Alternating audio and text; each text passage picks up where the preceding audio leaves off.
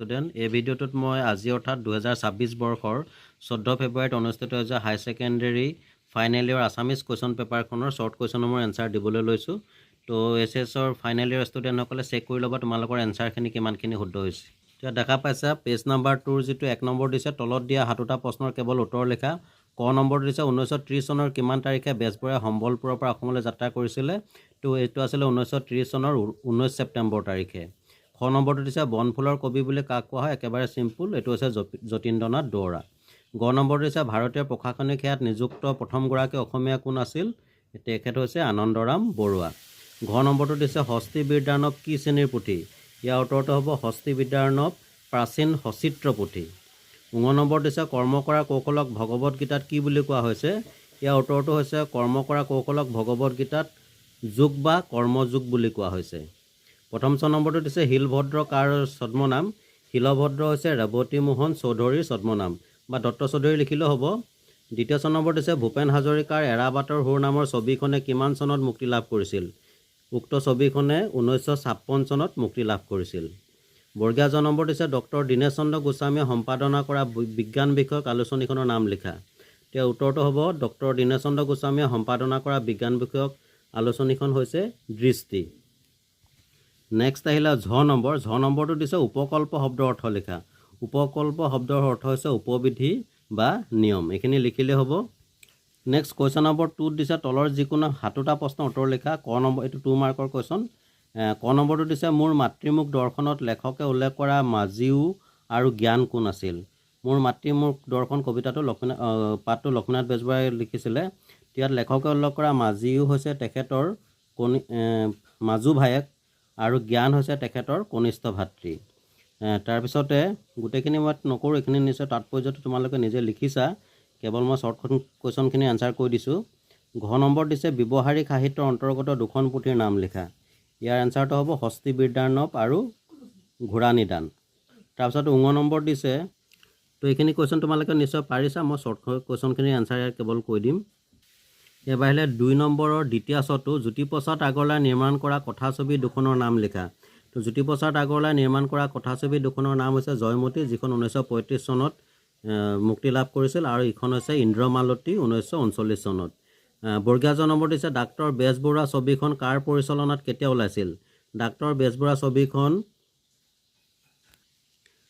ব্ৰজেন বৰুৱাৰ পৰিচালনাত 1969 চনৰ 7 নৱেম্বৰত ওলাইছিল। তাৰপিছতে কাৰ্যকাৰণ সম্পৰ্ক মানে কি, এইটো নিশ্চয় তোমালোকে পাৰিছা। এখন সুন্দৰ প্ৰশ্ন কাকত, আশা কৰোঁ তোমালোকৰ সকলোৰে আজি পৰীক্ষাটো যথেষ্ট ভাল হৈছে। তাৰপিছতে 5 নম্বৰৰ কটোলৈ, ইয়াত দিছে মাধৱদেৱৰ ৰচনা কৰা বৰগীতৰ সংখ্যা কিমান। মাধৱদেৱে ৰচনা কৰা বৰগীতৰ সংখ্যা হৈছে 157টা। তাৰপিছত দিছে মফিজুদ্দিন আহমদ হাজৰিকাৰ প্ৰথমখন কাব্যপুথিৰ নাম লিখা। মফিজুদ্দিন আহমদ হাজৰিকাৰ প্ৰথমখন কাব্যপুথিৰ নাম হৈছে জ্ঞানমালিনী।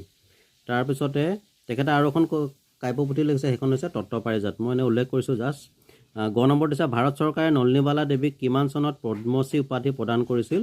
ভাৰত চৰকাৰে নলিনীবালা দেৱীক 1957 চনত পদ্মশ্ৰী উপাধি প্ৰদান কৰিছিল।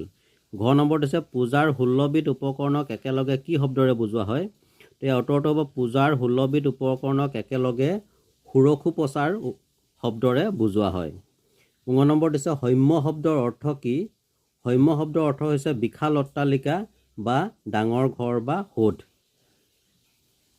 নেক্সট 5 নম্বৰৰ প্ৰথম ছটো আঘোণৰ কুঁৱলী কবিতাত উল্লেখ থকা সেউতী কোন। তো আঘোণৰ কুঁৱলী কবিতাত উল্লেখ থকা সেউতী হৈছে কবিৰ প্ৰেয়সী বা চেনেহী। দ্বিতীয় ছ নম্বৰ দিছে নৱকান্ত বৰুৱাৰ প্ৰথমখন কাব্যগ্ৰন্থৰ নাম লিখা। এতিয়া উত্তৰটো হ'ব নৱকান্ত বৰুৱাৰ প্ৰথমখন কাব্যগ্ৰন্থৰ নাম হৈছে হে অৰণ্য হে মহানগৰ, যিখন 1951 চনত প্ৰকাশ পাইছিল। বৰ্গীয়া জ নম্বৰ দিছে নিৰ্মলপ্ৰভা বৰদলৈ এখন গীতিপুথিৰ নাম উল্লেখ কৰা। তো নিৰ্মলপ্ৰভা বৰদলৈ এখন গীতিপুথিৰ নাম লিখিব পৰা তোমালোকে সোণবৰণী আই বা সুৰীয়া মাত, যিকোনো এখন লিখিলেই হ'ল।